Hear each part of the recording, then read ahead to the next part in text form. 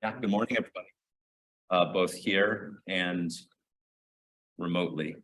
It is going to be a blustery day and weekend, so I hope everyone enjoys it. But before you get to your weekend, before you get even to your Friday, I have the great pleasure of introducing our own Dr. David Owens, who is Director for Hypertrophic Cardiomyopathy here at the University of Washington, as well as co-director of the Cardiovascular Genetics Program. He needs little in the way of introduction. He has been a leader in this area, both here at the university as well as nationally and internationally for many years. We're delighted to have him presenting today. Okay. David. Yeah, thank you, Greg. Thanks for that introduction. Get started here.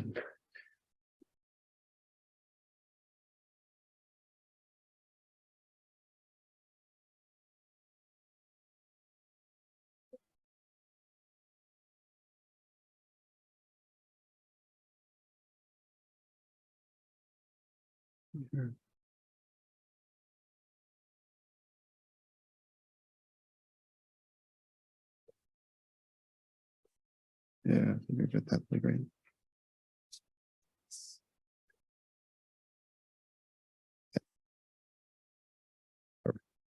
Great, awesome, thank you. Okay, so today I'm going to be talking about, if I can get this to work, there we go. Okay, so first off, no, I don't have any relevant disclosures. And then today I'm going to be talking about cardiomyopathy genetics. I'm going to be trying to highlight some ways in which we use genetic testing to inform patient care. And so, yeah.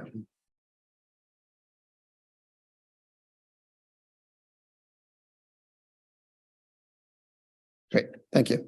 And so the purpose of my talk here, I've got a few different purposes. And the purpose of the talk is really to highlight several ways in which genetic testing has informed understanding of cardiomyopathies, to show how cardiovascular genetic testing can inform patient care through diagnosis, prognosis, and treatment. Highlight some of the work of our cardiovascular genetics program here at the University of Washington. And then if we have time, we're going to discuss some future and evolving applications. So to do this, I'm going to start by reviewing some of the basics of genetics, just so we're on the same page about things. We're going to talk about current applications of genetics in terms of their applications to hypertrophic cardiomyopathy, familial dilated cardiomyopathy, and then arrhythmogenic cardiomyopathy. And we'll talk about the evolving applications. So genetics is, for everybody probably already knows, that is the study of DNA. It's the molecule of life. We have 22 pairs of chromosomes, plus either an XX or an XY sex chromosome pair. There's over 3 billion nucleotides or base pairs, and that makes up the spelling of our DNA. Made up in this is about 20 to 25,000 genes that encode the proteins, and this is the central dogma here, in which DNA gets transcribed into RNA. RNA then gets translated to make the proteins that allow our bodies to function. Genes and traits are inherited, and in this example here, it's kind of showing what we think of as an autosomal dominant pattern of inheritance.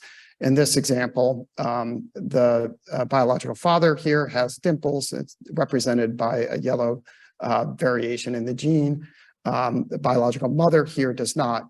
And the offspring, everyone who inherited the chromosome with the dimples, ends up with dimples, and those who do not have dimples. And so sort of an autosomal dominant sort of pattern of inheritance. Some common genetic traits include things like earlobes, patched or free, thumbs curved or straight, tongue roll, your ability to sort of roll your tongue, and then eye color as well. But when we look at the similarities and differences between individuals, it's only differences in about 0.1% of our DNA that explains pretty much the totality of human variation. So we're 99% similar, despite what our skin color, our height, our weight, all that kinds of stuff. When our DNA is misspelled, it can cause some pretty profound disease, and this is called monogenic variation or monogenic disease.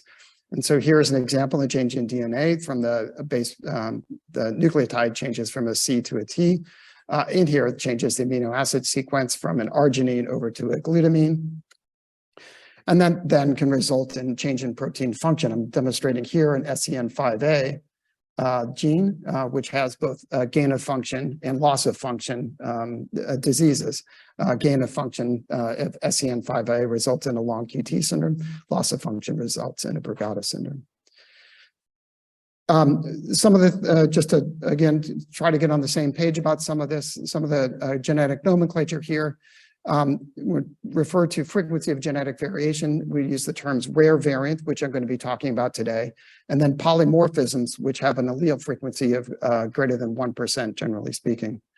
Those are more common variants and can be assessed in things like genetic risk scores, GWAS studies, et cetera. Patterns of inheritance can vary based upon the location of the genetic change and the pathogenicity of the variant. Autosomal dominant is the most common. Most of the disorders talked about today are going to be autosomal dominant inherited, but there are also autosomal recessive inheritance, X-linked inheritance, which is linked to the X chromosome, and then maternally inherited or mitochondrial proteins as well. We're going to be talking about the differences in different types of genetic variation. Missense is when there is a spelling change that results in an amino acid substitution. And then there's a nonsense or truncating variant that results in termination of the protein. There's also changes in way that you can go from the changes in the protein structure to disease, and that's differences in disease pathogenicity. One of the more common causes of disease is haploinsufficiency, such that the protein doesn't either get expressed appropriately, or there's nonsense mediated decay that eliminates the protein and results in not enough protein within the cell. There's also the poison peptide type of hypothesis where the damaged protein gets incorporated into the cell structures and then leads to deleterious outcomes. One of the things that's really allowed a lot of what I'm going to be showing you today is advances in genetic testing technology. Back in the 1990s, they had the Human Genome Project. Took about 10 years to sequence the human human genome using the Sanger sequencing technology. And this is a sort of a very simplistic way, or certainly the earliest way to do the genetic sequencing. It's base pair by base pair. You need primers. You have to do sort of single gene at a time. It's a very reliable method, but it's costly and it's slow. In about 2005, they came up with what we call next-gen technology, in which we're using massive parallel sequencing. We're taking a pulse and sort of shattering the DNA into various pieces, duplicating it using PCR, and then trying to computationally rebuild the genome based on overlapping sequences. It's computationally complex, and there's a lot of issues dealing with depth of coverage, but it's a lot cheaper and it's a lot faster, and we're doing genomes can be done in about weeks based on that technology.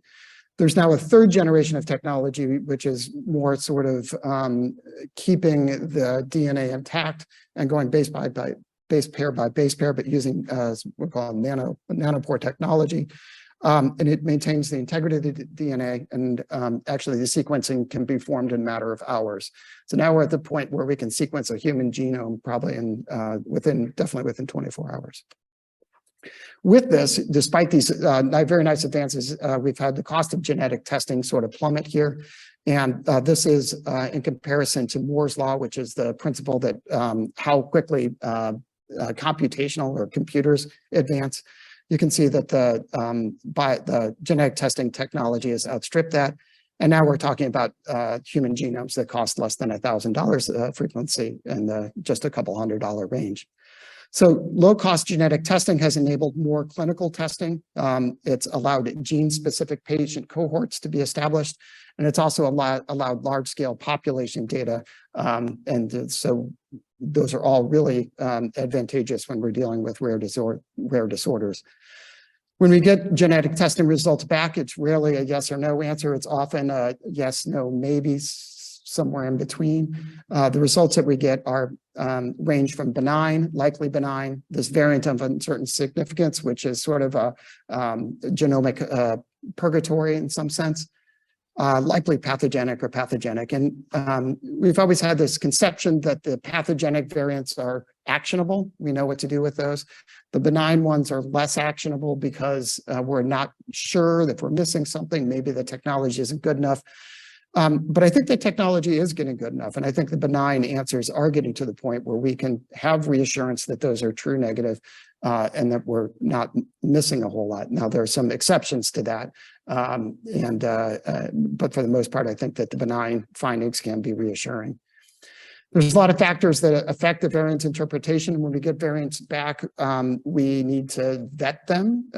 Like I said, especially if those are in the variants of uncertain significance. Some of the things that we use to vet these are the frequency of the variant within the population. There's databases we can turn to do that. There's a lot of computational or predictive models that tell us if this amino acid change is predicted to be deleterious. Evolutionary data, if this is a part of the genome which has been conserved across species. If it is, it's probably more important to the human body. There's functional data where when available, segregation data, which is within families. And sometimes we can use family segregation data to inform our interpretation of the variant. And so sometimes you'll see on the report that this variant is eligible for additional family testing. And some of the companies offer that as free of charge. And then we can turn to literature and database reports, but there's a lot of bias in that. And I think we have to be careful about how we interpret that. When I'm interpreting variants of uncertain significance, the things I turn to the most are this ClinVar. ClinVar is improved in terms of its curation over the last 5 to 10 years, especially.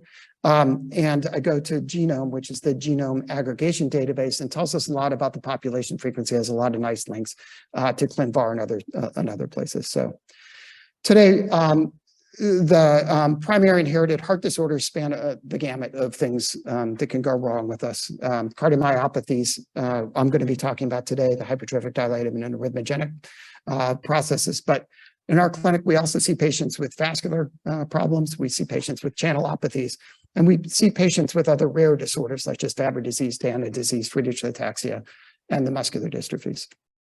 So first, I'm going to talk about hypertrophic cardiomyopathy. Just so we're on the same page, hypertrophic cardiomyopathy is unexplained left ventricular hypertrophy. It's really clinically a diagnosis of exclusion. We want to make sure they're not hypertensive. There's no other cause of the hypertrophy. Hypertrophy is often asymmetric. It usually presents in the septum, but it's not always that way. It can have a concentric sort of appearance as well in some cases. And it may or may not have obstruction in left ventricular outflow. HCM can develop at any age. It's most common during puberty, but there's another peak later in life, probably in the 40s and 50s. And the estimated prevalence is about 1 in 200 to 1 in 500 across the population. In the 1960s, they identified hypertrophic cardiomyopathy as having a genetic basis or a familial basis based on patterns of inheritance.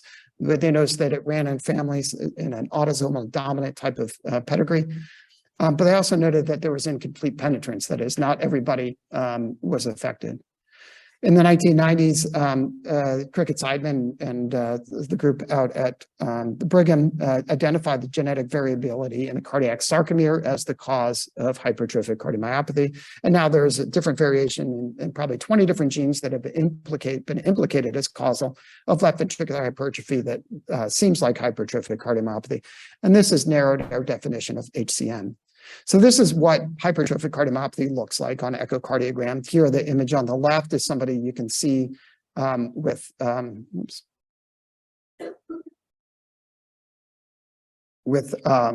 not sure I'm going to be able to, the nice septal hypertrophy right here, systolic anteromotion of the leaflets with that causing that left ventricular outflow tract obstruction. This is a patient of mine with a beta-myosin mutation. And over here on the right is a patient where the hypertrophy is a little more subtle. And this patient actually went many years with symptoms before diagnosis. She has a thin filament variant. So we'll talk about the differences between thick and thin filament disease. She has family history of sudden death. She has ventricular tachycardia on her CAM monitor, and she has about 12% LGE burden.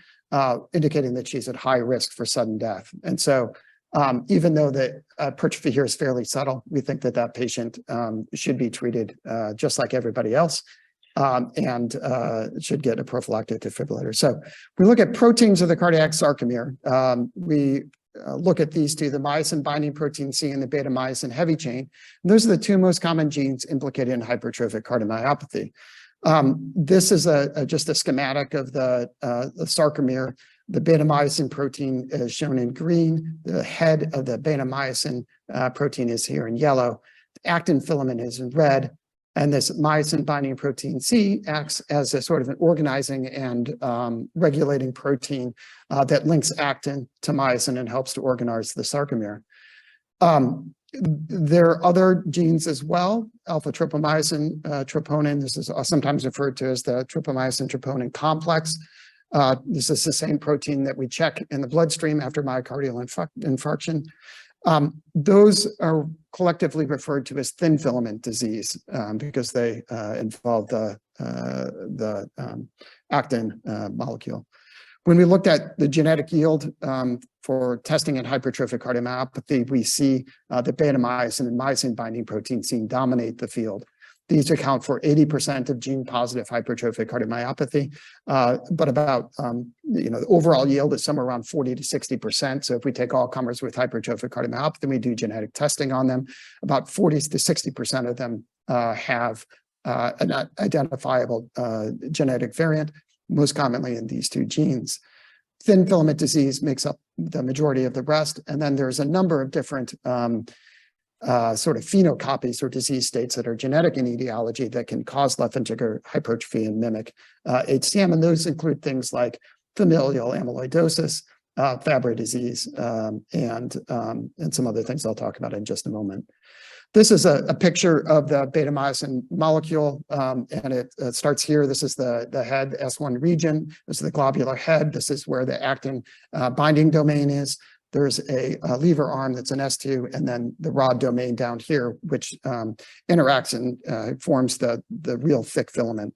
What I've shown up here is the collection of individuals at the University of Washington who have had genetic testing done, showing that most of the genetic changes is up here in the beta myosin head region, and I'll talk about that in just a moment. This is a 3D model of the beta myosin head. Beta myosin head walks along the actin filament, and it's that binding and unbinding that causes the sarcomere to contract, which in turn causes the heart to contract. There is two sort of depictions of the beta myosin head here, both post-stroke and pre-stroke, and then it's about stroke, and that's how that when it binds, it moves, and as it moves, as the head moves, it moves the sarcomere and causes contraction. When we look at the spatial distribution of variants, hypertrophic cardiomyopathy variants on the beta myosin, we see some interesting findings. First, in the converter domain down here, this is where the beta myosin head meets the lever arm. We see a collection of variants right here. And also we see a collection of variants here, which is on the myosin mesa. And this is away from the actin binding site. Why are these surface proteins so important in causing hypertrophic cardiomyopathy, even though they're not directly responsible for the actin myosin binding? That was a question that I think has been answered over the last several years in something that was called a myosin super relaxed state. And so this diagram here shows a couple of beta myosin molecules where S1 head region here, and this is what we call an open state. And then what happens is it can form a super relaxed state where the beta myosin heads sort of fold down on the molecule and then bind back to the S2 lever arm region of the protein. And it's this where you see that all of those hypertrophic cardiomyopathy variants come into play. And so these are right here. These are the variants on the myosin mesa. Some of these, if you practice in the HCM, are very common variants in the HCM population, and they're associated with some pretty significant disease. What happens here is, what's been hypothesized here is that During contractile states, the beta myosin heads are free. They're acting, or they're binding to actin pretty readily, moving along. And then during relaxation, some of these will then bind back on itself. You have fewer myosin heads available for binding, and you have easier relaxation state. And then there's this ability to sort of decommission beta myosin heads by putting them in this super relaxed state and taking them out of commission. So they're no longer participating in the contraction properties, and they're no longer contributing to the relaxation or the impaired relaxation that can occur. This is a much more energy consumptive state. What happens with hypertrophic cardiomyopathy is because the beta myosin heads are no longer able to form the super relaxed state, we have much more of the myosin heads in the contractile state and fewer in the sort of decommissioned state. Energy consumption increases, hypercontractility occurs, and they have impaired relaxation as well. And so the hypothesis here is that you have this genetic variation in the beta myosin protein. It causes alteration in the protein structure. And that alteration then causes a decrease in the myosin super relaxed conformation, causes hypercontractility, impaired relaxation, and an increase in energy consumption. This occurs in utero. This occurs while the heart is developing. And so we have all the hypercontractile state. And I think that's responsible for some of the secondary findings that we see, things like elongation of the mitral leaflets and some of the papillary muscle abnormalities that lead to outflow tract obstruction. And then later in life, during puberty or beyond, you get full phenotypic expression of the disease. So I talked a little bit about beta myosin. What about myosin binding protein C? Well, the myosin binding protein C is this intermediate filament that binds between the beta myosin protein here and the thin filament or actin filament up here. Has organizational, structural, and regulatory functions, and it's thought to stabilize this interactive head motif idea. Knockout mouse models have shown that these myosin binding protein C variants have reduced super relaxed state conformations and in turn have increased contractility. And this is also affected by the phosphorylation status of the protein. So the SHARE registry is a collaboration between several of the hypertrophic cardiomyopathy centers, at least those who are very interested in genetics. And they compiled their genetic data to try to inform our understanding of the disease. Here they're looking at the myosin binding protein C variants. They had 1,316 HCM patients with this genotype. And when they look at their patients, the vast majority of these individuals with HCM had pathogenic truncating variants.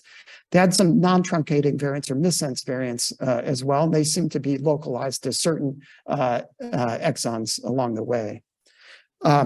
When you look at the differences between the truncating and the non-truncating proteins, or truncating, non-truncating variants, and we look at their effect on maximal wall thickness, the age-adjusted left atrial diameter, or age of presentation. Here, these are distribution or frequency plots. But you can nicely see that there's very little difference between the truncating variants that cause HCM and the non-truncating variants that cause HCM. When you look at outcomes related to these, there's no significant difference in outcomes, whether you have a truncating variant or a missense variant that's disease-causing. We can also look at the location of the variant along the length of the protein and see if that affects the phenotype or outcomes. And here we're looking at those sort of at the C-terminus, and then as you go further down the protein. And really, again, there's not much difference in maximal wall thickness, left atrial diameter, or outcomes related to where the truncation occurs. And that kind of goes along with the idea that this is a haploinsufficiency model, that the protein gets terminated at some point, gets expressed, and probably then it gets cleared from the cell before it gets incorporated into the sarcomere. We talked a little bit about beta myosin. We talked a little bit about myosin binding protein C. And what I want to talk about here is the outcomes by genetic status. And so here we're just looking at, do you have a sarcomeric variant, yes or no? Or do you have a variant of uncertain significance? When you look at the relationship between these, your genetic status and outcomes here, they have a composite outcome here that's overall endpoint that includes VTVF, heart failure, and AFib, you show a significantly worse prognosis for those who carry a sarcomeric gene versus those who do not. And the variants of uncertain significance are sort of halfway in between. VTVF did not show as much statistical significance, but there is didn't show as much separation, but there is a statistically significant difference between gene positive and gene negative. And the same is true with heart failure here and atrial fibrillation here. So in all of those situations, it's worse to have the sarcomeric variant than to have hypertrophic cardiomyopathy without the variant. And so I think from a genetic testing standpoint, we can get into the weeds about what the genetic variant actually is. But if you have a genetic change in the sarcomere that causes HCM, that's a worse prognosis. I'm going to switch here and I'm going to talk a little bit about thin filament. The thin filament is the actin filament together with the troponin tropomyosin complex. And the thin filament hypertrophic cardiomyopathy here regulates that actin myosin binding, and the variants in this thin filament produce the myofibrillar hypersensitivity to calcium that causes increased calcium sensitivity, hypercontractility, and ends up with a phenotype that's somewhat similar to the thick filament HCM, although there are important differences both in how they look and how they in terms of the clinical course. So in terms of the thin filament hypertrophic cardiomyopathy in general, they have less hypertrophy and lower LV mass. They have a more concentric apical phenotype. They have extensive fibrosis compared to beta myosin, especially relative to how much hypertrophy they have. They have advanced diastolic dysfunction, or they can have advanced diastolic dysfunction, and they're more likely to develop adverse remodeling, restrictive cardiomyopathy, ejection fraction less than 50%, and heart failure symptoms. And so this is some of the Kaplan-Meier curves looking at thin filament versus thick filament hypertrophic cardiomyopathy. On the left panel is survival from New York Heart Association class 3 or 4. And on the right is survival from an ejection fraction of less than 50%, which is considered to be end-stage hypertrophic cardiomyopathy, or the development of a restrictive cardiomyopathy. And you can see in both cases here, having the thin filament disease leads to worse outcomes than having a thick filament HCM. So even just knowing about where the genetic variant and where the genetic change is occurring is helpful for understanding what the clinical course of that patient might be like. We then look at predictors of incident LV systolic dysfunction. I just want to focus here on the genetics. So this incident LV systolic dysfunction defined as ejection fraction less than 50%. Again, that's sort of our cut point in all these for end-stage hypertrophic cardiomyopathy, in part because these ventricles rarely dilate. So an EF of less than 50% is significant. We look at the sarcomeric positive versus sarcomeric negative disease, we see that there, of course, the sarcomeric positive disease has worse outcomes. And we look at thick filament versus thin filament here. Thin filament disease, again, is more likely to develop that end-stage phenotype. When we look at predictors of predictors of HCM-related death, transplant, or need for ventricular assist device, we see that there's not as much difference between thick and thin filament, but if you have more than one genetic variant, if you have 2 or more variants within the sarcomere, then that leads to a high risk of developing that type of end-stage disease. And I just want to touch briefly on HCM phenocopies, and these are genetic cardiomyopathies with a cardiac limited phenotype that are not related to sarcomeric variants. And those include things like Danon disease or LAMP2 gene, Fabry disease or the GLA gene, PRKAG2, ALPK3, which I'll talk about just a second. And then mitochondrial processes can also cause hypertrophy that mimics hypertrophic cardiomyopathy. When do we suspect a phenocopy? Well, we suspect it whenever the pattern of inheritance is not autosomal dominant. So if you taking it looks like everyone in the family is female, for example, or there's no, the classic X-linked pedigree is there's no male-to-male transmission. So if you have a big enough family, sometimes you can tease that out. It's more likely to cause concentric left ventricular hypertrophy. If you see WPW or short PR or short PR interval, those can be hints that there may be something more going on. Or if you see an atypical pattern of left ventricular enhancement on cardiac MRI. The new kid on the block is this ALPK3 variant, alpha protein kinase 3. It's just within the last year or two when this has been identified as an important cause of HCM mimic. It is expressed in sort of intercalated discs and is helpful in sarcomeric organization. And it's been picked out in GWAS studies, both of patients with hypertrophic cardiomyopathy, as they say, how is the LVH being modulated, and also in patients with LVH without hypertrophic cardiomyopathy. So we think it's important for the hypertrophic response in some way, shape, or form. And then in this study from 2021, it really was the first paper to show that truncating variants within this gene cause an HCM phenotype. This is a patient of mine down here that looks with this pretty significant septal hypertrophy right here, had 30% LGE on the cardiac MRI. It's a very diffuse pattern of LGE here that can, in many cases, be mistaken for amyloidosis. And then from the paper, they showed a lot of scarring and fibrosis in those regions. So I'm going to change now. We're going to talk a little bit about familial dilated cardiomyopathy. Familial dilated cardiomyopathy, and the guideline recommendation is that when we see anybody with idiopathic dilated cardiomyopathy, we should be obtaining a 3 to 4 pedigree, 3 to 4 generation family history in order to be able to make that pedigree. Familial dilated cardiomyopathy is defined as 2 or more family members with idiopathic dilated cardiomyopathy. And the prevalence of familial DCM is really best defined by a study the University of Washington participated in a few years that was organized by Ray Hirschberger.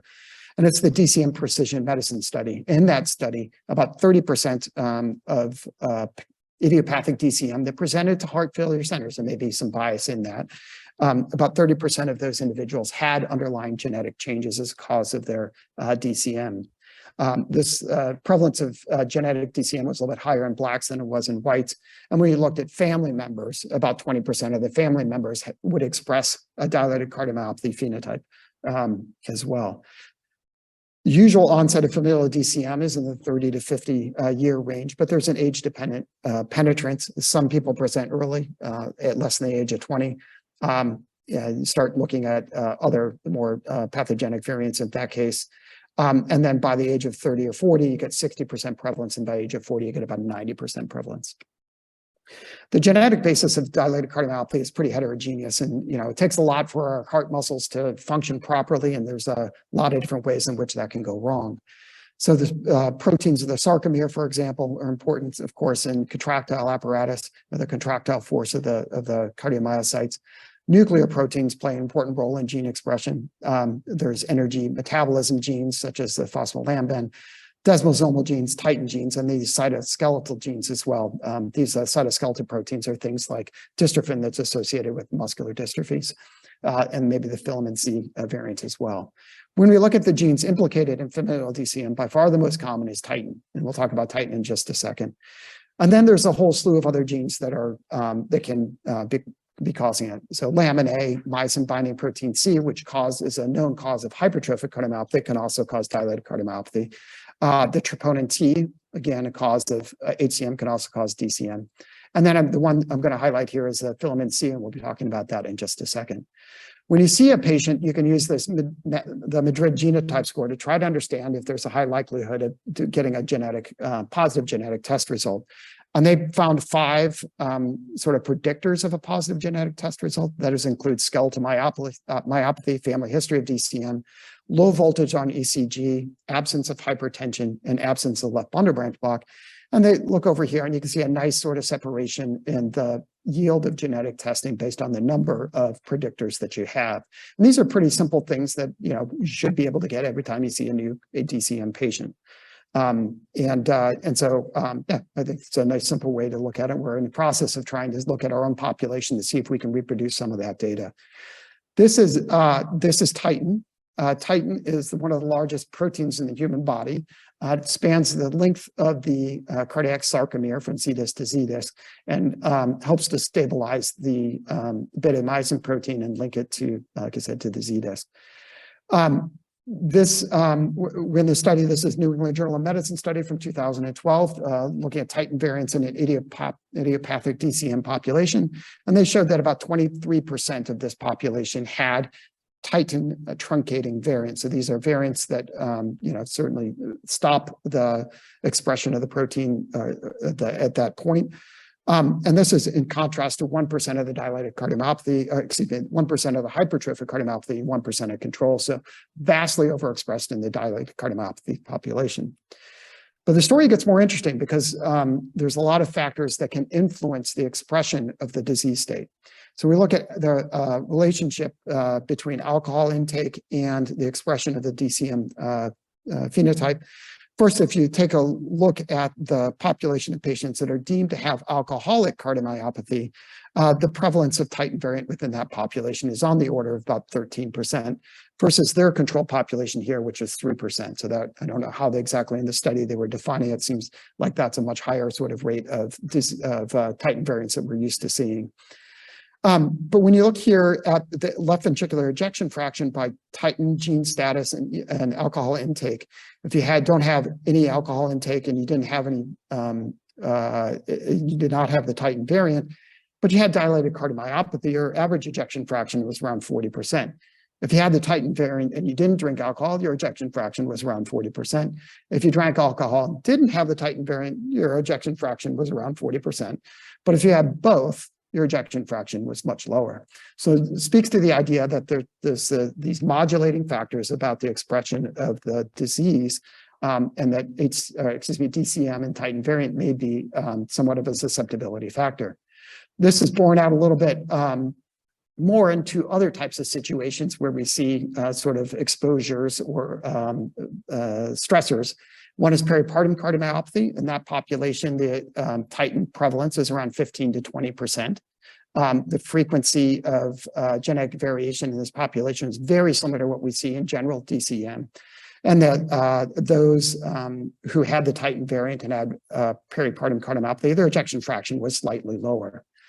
Cancer therapy-induced cardiomyopathies, it tells a very similar story as well, where the estimated prevalence of the likely pathogenic or pathogenic Titin variants is overexpressed and is around 7 to 15% among the 3 cancer cardiomyopathy cohorts that they recruited to this. The Titin variants had lower ejection fraction, more atrial fibrillation, and more heart failure hospitalizations compared to those without the Titin variant. So it may be important to consider doing genetic testing in these populations, especially if you don't have any other alternatives. When you look at Titin variants in the UK Biobank, this is 45,000 UK Biobank participants without baseline heart failure, atrial fibrillation, or coronary disease. A subset of these, about 12,000 of them, had some imaging. The age of the population was around 40 to 70 years of age. And the Titin prevalence in this is 0.4%, or that's close to about 1 in 200, 1 in 250 people that had a truncating variant that was thought to be causal for dilated cardiomyopathy. But we don't see dilated cardiomyopathy, we don't see idiopathic dilated cardiomyopathy to that frequency. And so it speaks to the idea that there's a lot of incomplete penetrance, that the disease itself is not expressed in everybody who has the genetic variation. This is some of the data they presented. So we look at those ejection fraction among the UK Biobank participants that did not have Titin variant and those that did. The ejection fraction was lower among the Titin variant population. And about 18 to 19% of those individuals had ejection fraction, so it was below the 50 to 55% cut point for normal. They also had higher risks of developing dilated cardiomyopathy, congestive heart failure, atrial fibrillation, all-cause mortality, and composite endpoint. So Titin variant is important. It is linked to outcomes, but it may not be the end of the story, and there may be a lot of modulating factors that go into it. What about Titin variants in response to therapy? I mean, I think that's an important point, important question. Do these individuals respond to therapy at the same frequency? And this is, I think, the best study that's looked at this. It's not a large study. They only recruited about 346 subjects, and so only 78 of them were gene positive, but they were pretty good medical therapy that they got them on. This was before Entresto therapy. But they looked at this and they looked by genetic status. And so the genetic status without Titin, if you exclude those with Titins, had odds ratio for reverse remodeling here that was below 1, so less likely to respond to medical therapy. But the Titan variants showed a very nice response here. They responded well to guideline-directed medical therapy. They shrunk their ventricle, and they got a higher ejection fraction. And so we look at the final model of baseline predictors of LV reverse remodeling. Here, one of the ones that stood out here is the Titan variant as being a positive predictor of response to therapy. And Lamin variant, we'll talk about that in just a second, as being a negative predictor. One of the other, so we talked a little bit about Titan. I'm going to switch a little bit and talk about a sarcomeric variant and how it relates to dilated cardiomyopathy. And this is beta-myosin. It's the same protein that we talked about in relationship to hypertrophic cardiomyopathy, but it's also been known to express as a primary dilated phenotype as well. In this study that was recently published in JACC, they followed 147 subjects with likely pathogenic or pathogenic variants in beta-myosin. They were excluded if you have LVH on any of the imaging study, or if there's a family history of hypertrophic cardiomyopathy, and they excluded if there was other likely pathogenic or pathogenic variants that would cause HCM. When you look at the distribution of the variants across the beta-myosin protein, again, we're seeing them clustered in the beta-myosin head here. I haven't gone through the process of figuring out that on the myosin mesa or where they are within the protein itself. And one of the interesting things here is when you look at the phenotypic expression by sex, women seem to be delayed presentation by about 10 to 15 years on average. When you look at the beta-myosin dilated cardiomyopathy and outcomes, there's about 15 or 20% of them had a pediatric onset before the age of 18 years. About 30 to 40% of them had an overlapping non-compaction phenotype, so hypertrabeculated of the LV apex. They suggested that there was a low rate of left ventricular reverse remodeling. I want to take that with a little bit of a grain of salt because there are only 50% of these individuals were on beta blockers, 80% or 85% were on RAS inhibitors, and only 25% were on MRAs. And so they weren't optimized in terms of their medical status, and I don't know how that more optimization may have affected their response rate. And then also they found that there was a low rate of major ventricular arrhythmias. Here, this shows the rate of the ventricular arrhythmias stratified by ejection fraction greater than 35% or less than 35%, which is our usual cut point for consideration of an ICD, and really showing not much difference here between those two.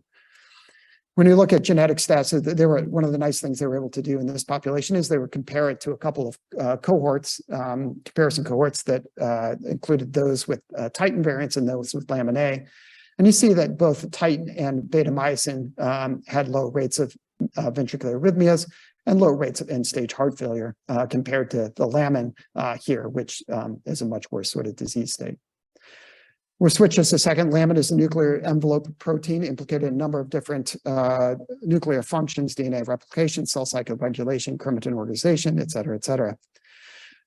Type A, there are multiple different forms. I think there's 4 different forms of Lamin, type A and type B intermediate filaments, and they sort of get laid down here underneath the nuclear envelope, and there's these sort of linear proteins just underneath the membrane here. Lamin A undergoes alternative splicing to create those 4 products, and together they're known as Lamin A and Lamin C. The majority of these variants in Lamin are missense variants. There are some frame shift nonsense and intergenic and deletions and duplications that have been reported, but for the vast majority of these cases, they're missense variants. They almost always involve exons 1 through 10. They're rarely in the tail domain. And there does seem to be a pretty good genotype-phenotype relationship here. One of the interesting things about Lamin is that it can express itself in a variety of different ways and multiple different extracardiac manifestations. They'll show you in the next slide. And then this sort of wheel figure right here tries to determine when you have a specific genetic variant, what's your likely phenotype. So the recognized phenotypes here is like Emery-Dreifuss muscular dystrophy, so skeletal muscle involvement. There's some lipodystrophy that can occur. There's the cardiomyopathy that we'll concentrate on here in just a second. It can cause a progeria syndrome, so sort of an advanced aging syndrome, and then the Maloof syndrome that has some endocrine abnormalities associated with it. The cardiac phenotype associated with Lamin abnormalities are really dominated by conduction system disease, arrhythmias, and this dilated cardiomyopathy phenotype. Progressive cardiac system disease can occur, including SA node and His bundle disease. Supraventricular and atrial fibrillation are very common and may actually precede the development of dilated cardiomyopathy. And then marked LV dilation is uncommon in that population. When we look at the outcomes here of Lamin AC, you can kind of see here the separation here between those with advanced AV block, so more advanced disease here, and those without AV block. It's suggesting high rates of events, both in terms of sustained ventricular arrhythmias and the need for heart transplant over here. So we've identified Lamin A as sort of a high-risk marker, a high-risk genotype for sudden death. It's much higher than other forms of dilated cardiomyopathy, and it's largely independent of ejection fraction. And so the American Heart Association, American College of Cardiology, and Heart Rhythm Society all recognize the role for early ICD implantation in these individuals. These individuals, if they're getting a CID device, they're likely going to benefit from a CRT device, as the need for pacing is very high in the population. So knowledge of the genetic status here can really impact how we treat these patients. There's a tool that we can use for risk stratification if you're in doubt about whether or not somebody should be protected. And this is a 5-year prediction model that put the sort of the link here. The 5 variables that they include in this model are sex. Males have a worse prognosis than females. Non-miscent variants, so if you have truncating variants, that's worse. If you have first degree or higher AV block, if you have non-sustained VT, or if you have low ejection fraction. Those are the independent predictors of sudden death. So I'm going to, the last gene I want to talk about real quick here is filament C. And I'm particularly interested in this right now because we have a Division I athlete who came down with this as on his genetic testing. And so we had to do some quick learning about this. Filament C cross-links actin filaments and interact with a number of different binding partners. It's expressed in the cardiac sarcomere, at the Z disc and at the intercalated discs. And it helps to couple the sarcomere to the lateral sarcolemma of the cell membrane. And it's thought to have both structural and regulatory proteins. So very similar to some of the stuff we saw with Lamin, it can cause some extra cardiac manifestations as well.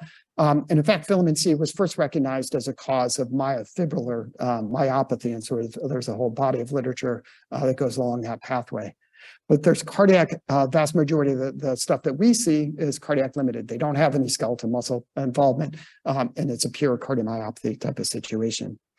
The variety of different, but it can affect the heart in a variety of different ways. It can affect the heart as a hypertrophic phenotype, dilated phenotype, a restrictive phenotype, and a arrhythmogenic phenotype.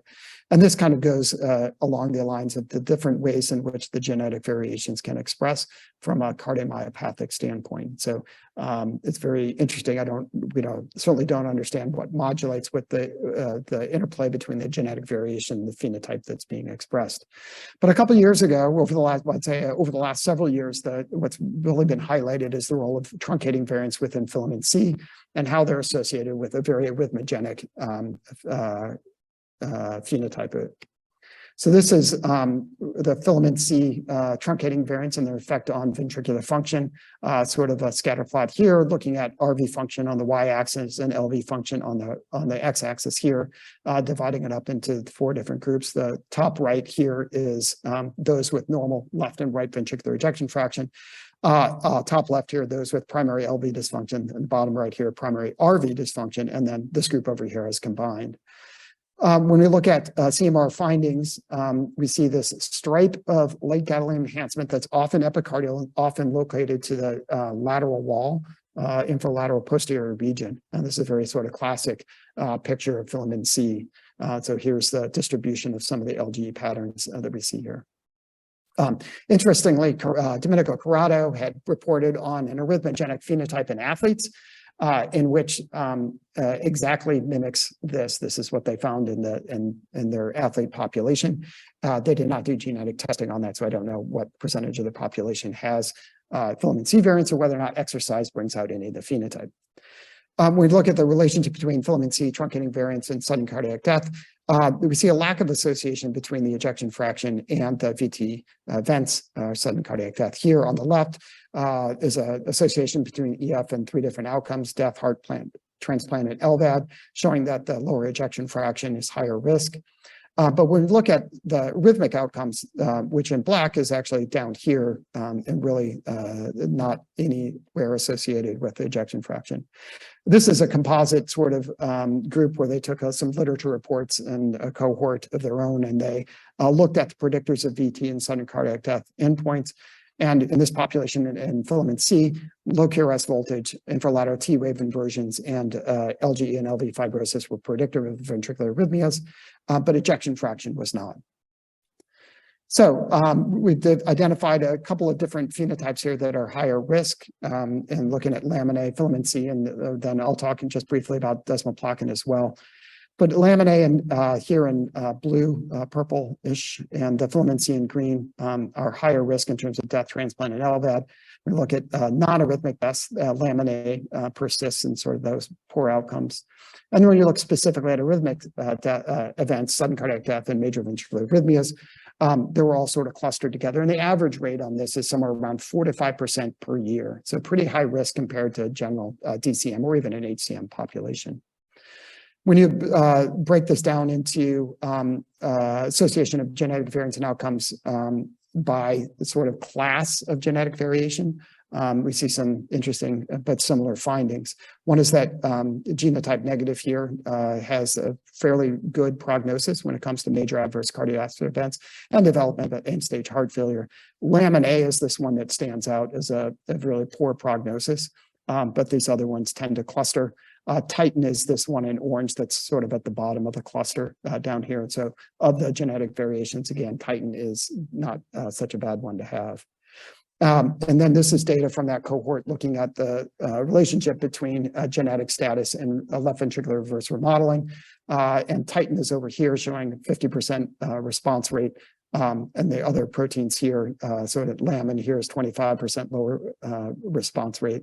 Desmosomal variants are included here, but I think that's a little bit of a mixed bag because I think by the time many of these patients end up with LV dysfunction, they have pretty advanced disease. So lastly, in the last 10 minutes or so, I want to switch over to arrhythmogenic cardiomyopathy and just talk a little bit about that. So we've gotten away from defining this as ARVC and really talk about it more broadly as arrhythmogenic cardiomyopathy. It's a heart muscle disorder with structural abnormalities in the myocardium and a clinical presentation with arrhythmia that is not explained by ischemic hypertension or valvular heart disease. It can have genetic etiologies. Those are commonly thought of as desmosomal variants, but the Lamin, Filament C, phospholamban that we just talked about can also be considered arrhythmogenic cardiomyopathy phenotypes. Systemic disease, sarcoidosis, infectious myocarditis, and things like Chagas disease can also get lumped in that category.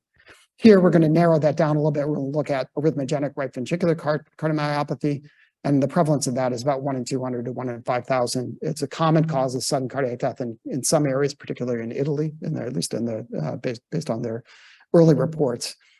The scary feature about this is that it can be arrhythmogenic before you really see advanced problems with the disease. So before you get a lot of macroscopic involvement, before you can tell anything on echocardiogram. And it can be a challenging diagnosis in part because of that, also because of the microscopic involvement and some sampling errors that can occur. And like I said, this is classically associated with the cardiac desmosome. This is a cartoon of the cardiac desmosome here. These are sort of these intercellular proteins that link the cardiomyocytes. Desmoplakin here, desmocolin, plakoglobin, desmoglian, and plakophilin here are some of the variants associated with it. Diagnosis is challenging. This is the 2010 revised task force criteria. I'm not going to go over this. I just want to show that this is a complex diagnosis, that you have to go look at a variety of different things. Then you get major criteria, minor criteria, you get possible, borderline, and probable.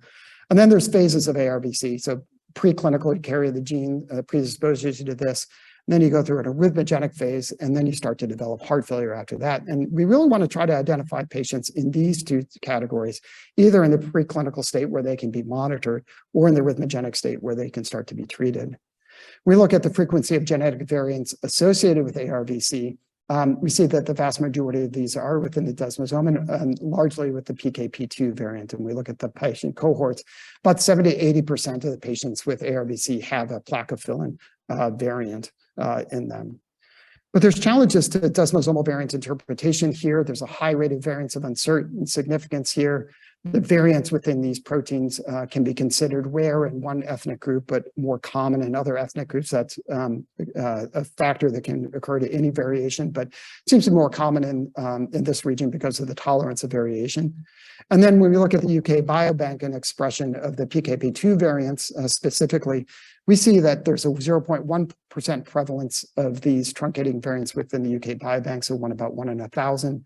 But the penetrance of clinically determined ARVC was very low, on the order of about 2%, which may speak to a little bit to the idea that this being either underdiagnosed or that the expression of the disease is low. We look at ARVC, we see that there's incomplete and age-dependent penetrance here. We look at the age of the patient meeting task force criteria and the cumulative prevalence of the disease. So age here on the x-axis and diagnosis here. You see that the vast majority of them are diagnosed by the age of 40, and that over the course of a lifetime, there's only about 60% expression of the disease. This is a little bit different cohort than what we saw in the UK Biobank, because these are individuals who are identified largely because they had family members with disease, and so there may be something about those particular variants and the background genetic status that allows the disease to occur. So exercise, one of the things that we've learned is similar to sort of how toxins, chemotherapy, pregnancy can affect dilated cardiomyopathy with Titin variants. Well, here, exercise accelerates the ARVC phenotype. And so for patients who carry an underlying genetic predisposition to ARVC, and they exercise a lot, well, they're much more likely to develop the full, meet all of the task force criteria for ARVC.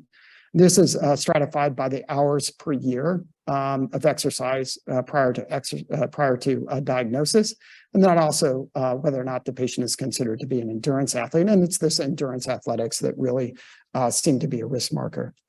So where the exercise here, we're separating the non-athletes from the athletes, athletes in green, and here on the left, it's survival from VTVF, and here on the right is survival from class C heart failure, showing that people who exercise a lot have worse outcomes. Now, there's a couple of good things that this is all data from the Hopkins ARVC Center.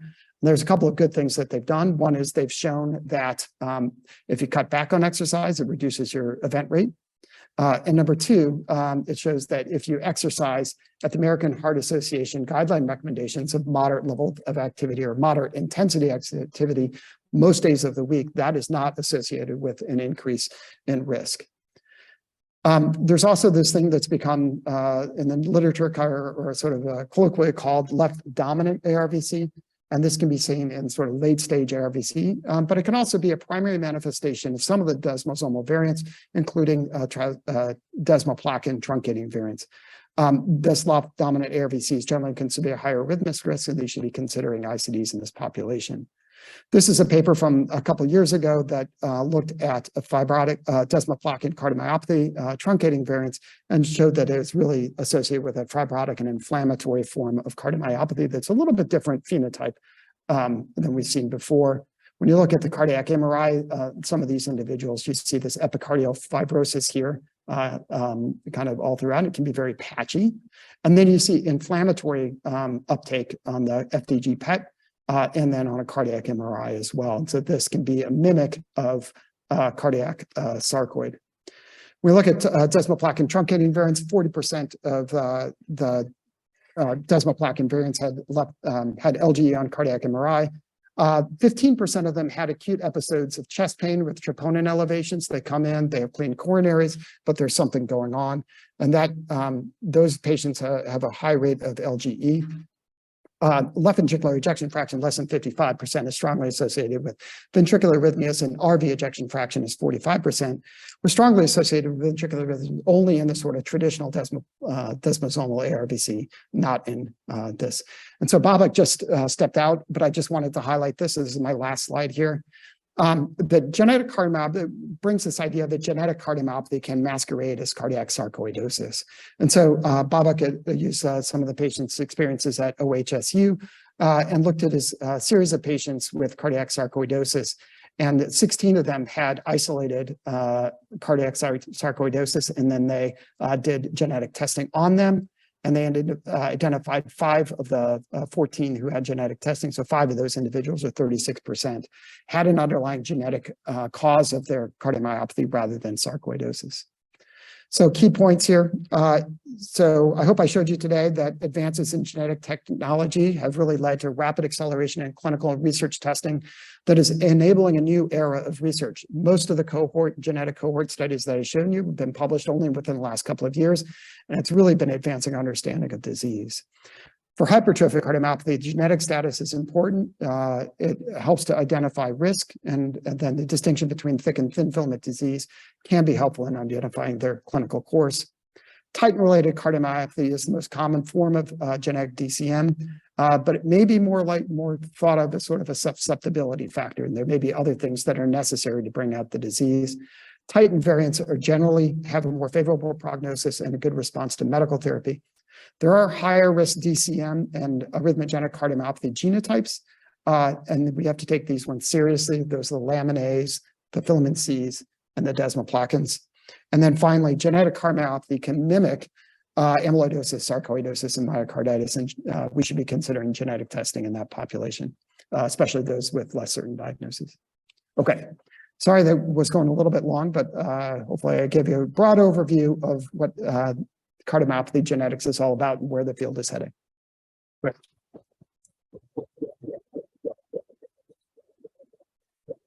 That was terrific. Thank you very much. I'm going to beg some time from people's morning schedule and make time for just maybe one question from our audience here. I have a question, but we'll see if anyone has one. Yeah, so the question that I think is really relevant to what's this obviously rapidly progressing and expanding field is what do we need to know about referring people to the cardiovascular genetics program here? And if you had one thing to let those of us in practice who see these patients know, what do we need to know about what you want to see? The most important thing is that our geneticists are your friends. And they've got a whole lot of knowledge and experience to be able to vet some of this. And it's really important because the genetic test results are not yes, no answers, they're yes, no, maybes. And you want somebody there to help you with the maybes. And you know, our University of Washington Medical Genetics Clinic is the biggest in the United States, maybe one of the biggest in the world. They do just really terrific work. So I think that's important. So whenever we do that, we are, you know, every program has a little bit of different model. In our model here, we've been referring all of our patients over to see the geneticists rather than employing genetic counselors within the division of cardiology itself. And so we really rely on them and their resources. Thank you so much for that presentation. I have one message for everybody who's still listening, which is next week. I strongly encourage everyone to actually come to Grand Rounds in person. We have a really great opportunity of having a visiting professor, one of our trailblazer up and coming stars, Dr. Corey Levine from Washington University. And so mark it on your calendar and strongly consider coming in person so that we can provide a really nice audience for our visiting professor so that we can keep having visiting professors come to Seattle. But let's have another round of applause. Yep.